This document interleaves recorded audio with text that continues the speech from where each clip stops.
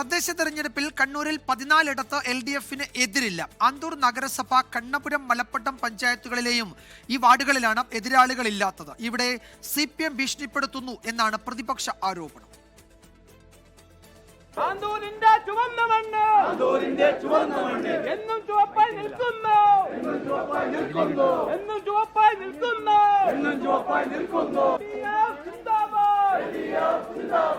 കണ്ണപുരം പഞ്ചായത്തിൽ മാത്രം 6 LDFനെതിരില്ലാത്തത്. 2 വാർഡുകളിൽ മറ്റാരും സ്ഥാനാർത്ഥിയെ നിർത്തിയിരുന്നില്ല. 10ാം വാർഡിലെ UDF സ്ഥാനാർത്ഥിയുടെ പത്രിക സൂക്ഷ്മ പരിശോധനയിൽ തള്ളിയിരുന്നു. 1ാം വാർഡിലെ UDF സ്ഥാനാർത്ഥിയുടെയും 8ാം വാർഡിലെ BJP സ്ഥാനാർത്ഥിയുടെയും പത്രിക ഇന്ന് പുനർസൂക്ഷ്മ പരിശോധനയിൽ തള്ളി.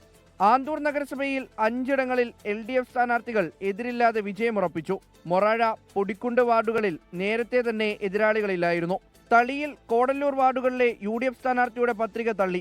5ാം പീടികയിലെ UDF സ്ഥാനാർത്ഥി പത്രിക പിൻവലിച്ചു. CPM വധഭീഷണി ഉയർത്തിയാണ് സ്ഥാനാർത്ഥികളുടെ പത്രിക പിൻവലിപ്പിക്കുന്നതെന്ന് പ്രതിപക്ഷ നേതാവ് VD സതീശൻ.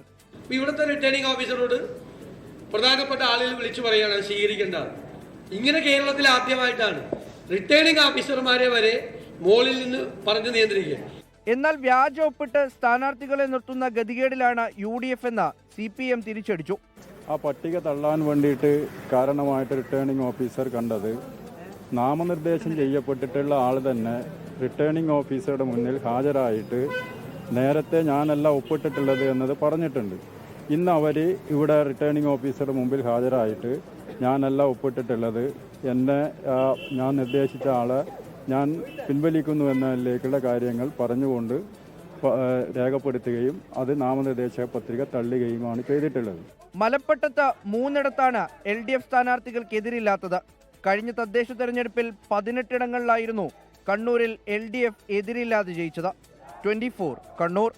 ലോകത്തെവിടെയായാലും ഏത് സമയത്തും 24 വാർത്തകളും ഓഗ്മെന്റഡ് റിയാലിറ്റി പാക്കേജുകളും എക്സ്പ്ലെയിനറുകളും വിശദമായി കാണാൻ ഞങ്ങളുടെ YouTube ചാനൽ നിങ്ങൾക്ക് സബ്സ്ക്രൈബ് ചെയ്യാം.